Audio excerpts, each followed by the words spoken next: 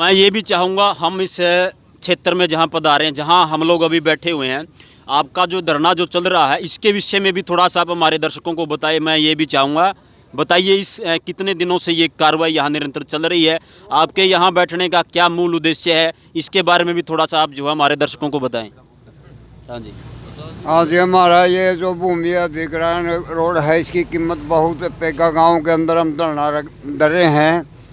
कम से कम 50 दिन से बड़ी कड़ाका की सर्दी में हमारे जवान और बुजुर्ग, माता और बहनें यहाँ पर पहुँच रही हैं। इसका मुआवजा बहुत कम दिया जा रहा है हमारे को। कम से कम भी 1.25 करोड़ का एकड़ का मतलब ये मुआवजा की ज़मीन है। बंजर भूमि नहीं है जी, बड़ी उपजाऊ भूमि है। मेहरबानी करके हमारा मुआवजा बढ़ाया जाए।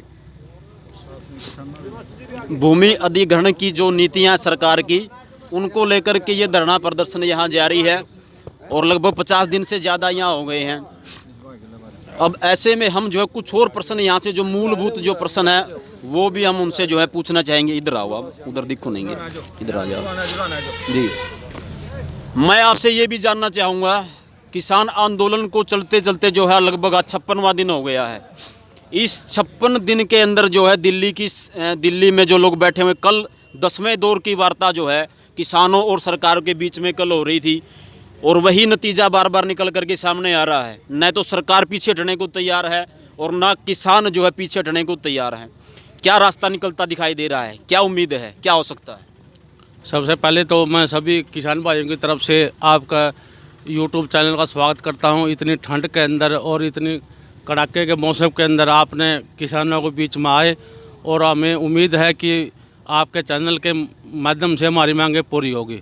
सबसे पहले तो हम सभी किसान साथी जो हमारे बड़े बुजुर्ग पिछले 56 दिन से दिल्ली के अंदर बैठे हुए हैं, 3 काले कानूनों को ख़त्म कराने के लिए, उनको रद्द कराने के लिए, सबसे पहले तो हम उनका समर्थन करते हैं।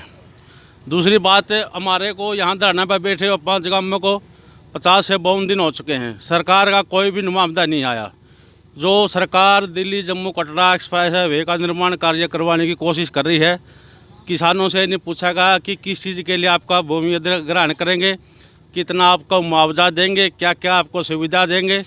वो तो जो नेशनल हाईवे वाले हैं वो दिल्ली के अंदर बैठकर नक्शे बना रहे हैं। जो जिला प्रशासन है वो अखबारों के माध्यम से, टीवी चैनलों के माध्यम से किसानों को कह रहा है कि आप आ जाएं और ज़मीन का मुआवजा ले जाएं, नहीं तो हम इसका बगैर पैसे दिए निर्माण कार्य किया जाएगा।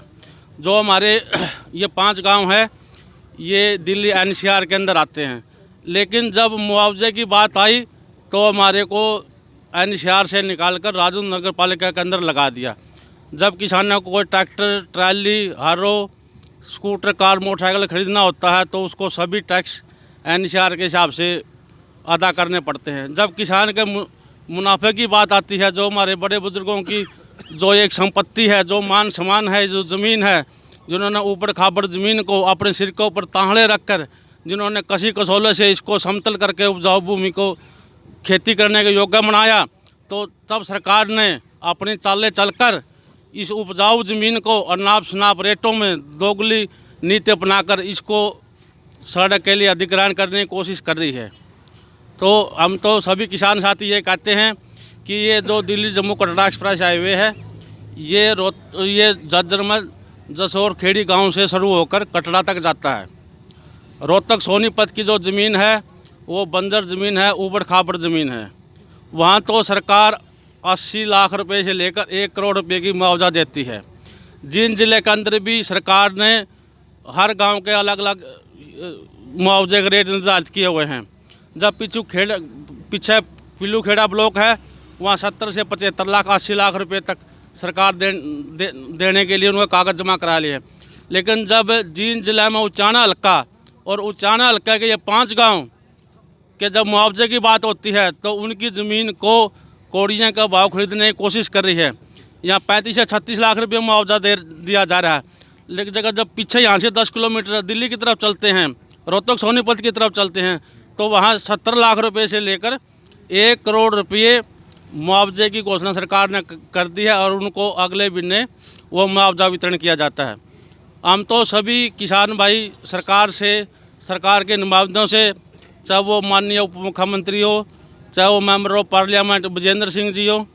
सबसे पहले तो हम उनको यही कहना चाहते हैं कि वो किसान के बेटे हैं, किसान के बनाए हुए। एक चंडीगढ़ की कुर्सी बैठा है, एक दिल्ली की कुर्सी बैठा है। सबसे पहले तो वो हम किसानों के बीच में आए, सभी किसानों से सहमति ले, और उसके बाद ये सड़क निर्माण की बात तो बहुत बाद की बात है। हमने DRO साहब को भी और DC साहब को भी, अब पीछे किसान समिति वाले गए थे, हमने उनको यही कहा था कि सबसे पहले आप किसानों के बीच में आओ, किसानों की बात सुनो, उनको मान सम्मान दो, उनको बताओ कि आपकी ज़मीन का ये मुआवजा मिलेगा और हम इस चीज़ का निर्माण कार्य करना चाहते हैं। हमारी जिला प्रशासन से, भारत सरकार से, हरियाणा सरकार से एक ही मांग है कि जिन किसानों की ज़मीन इस एक्सप्रेस वे निर्माण के लिए अधिकृत की जाएगी, उनको कम से कम 1 करोड़ रुपये मुआवजा दिया जाए, 33 साल तक रॉयल्टी दी जाए, और जिन किसानों की ज़मीन इस एक्सप्रेस वे का आएगी, उनके जो बच्चे हैं उनके योग्यता अनुसार उनको रोज़गार दिया जाए। और जो हमारा ये आंसी चंडीगढ़ रोड है, इस पर रोड कनेक्टिविटी नहीं है। क्या हम 15-20 किलोमीटर से रास्ते पर चढ़ कर जाएंगे? सरकार ज़मीन हमारी ले जा रही है, लेकिन हमारे को इस एक्सप्रेस वे पर चढ़ने के लिए कोई रास्ता नहीं दिया जा रहा। तो आज हमारे धरने को 50-52 दिन हो चुके हैं, कोई जिला प्रशासन का नहीं आया। हम आपके TV चैनल के माध्यम से, YouTube चैनल के माध्यम से ये कहना चाहते हैं कि सबसे पहले सरकार के नुमाइंदे जो हमारा वोट लेकर दिल्ली और चंडीगढ़ की कोठियों में बैठे हुए हैं, और किसान पिछले 52 दिन से इस ठंड के अंदर, इस बारिश के अंदर यहाँ बैठा हुआ है। हम आपके चैनल के माध्यम से ये बात कहना चाहते हैं कि सरकार के नुमाइंदों या तो अपने कान खोलकर किसानों की बात सुन लें, नहीं तो आपको झुकना पड़ेगा और आपको यहाँ का माफ़ी मांगनी पड़ेगी, सारी मांगें पूरी करनी पड़ेगी। किसान अन्नदाता है, वो भी किसान के बेटे हैं, उनको भी पता है कि किसान सारे देश का पेट भरता है, अन्न उगाता है, दिन रात खेत में रहता है, लेकिन जब उसको मुआवजे की बात आती है तो उसको डरा धमका कर, ट्रका कर उसकी ज़मीन को हड़पने का काम किया जा रहा है। लेकिन ना तो हम अपनी ज़मीन को खुश होने देंगे और ना हम अपने मान सम्मान को ऊपर ठेस लगने देंगे। ये तो बड़े बुजुर्गों की अमानत है। ये जब तक बड़े बुजुर्ग यहाँ बैठे हुए हैं, ये जो भी दिशा निर्देश देंगे इस संघर्ष को चलाने में, हम उनका दिशा निर्देश को मानेंगे और इस सरकार को, जो तानाशाही सरकार है, इटल सरकार है, इसको झुकाने का काम करेंगे। साथियों, ये पेगा गांव के ये नौजवान हमारे साथी थे, सतपाल पेगा जी। उनका साफ तौर पर यही कहना है कि सरकार जो भूमि अधिग्रहण की जो नीतियां हैं, एक तरफ तो जो है सरकार 80 लाख से लेकर के 1 करोड़ रुपए तक के जो है ज़मीन के सरकारी भाव में उसको खरीद रही है, और दूसरी तरफ वही ज़मीन है और उससे भी ज़्यादा उपजाऊ ज़मीन यहाँ है। वो जो क्षेत्र जो यहाँ है 35 से 40 लाख रुपए प्रति एकड़ के हिसाब से यहाँ जो है ज़मीनों के भाव दिए जा रहे हैं। बेहद सख्त विरोध जो है किसान अन्नदाता उसका कर रहा है।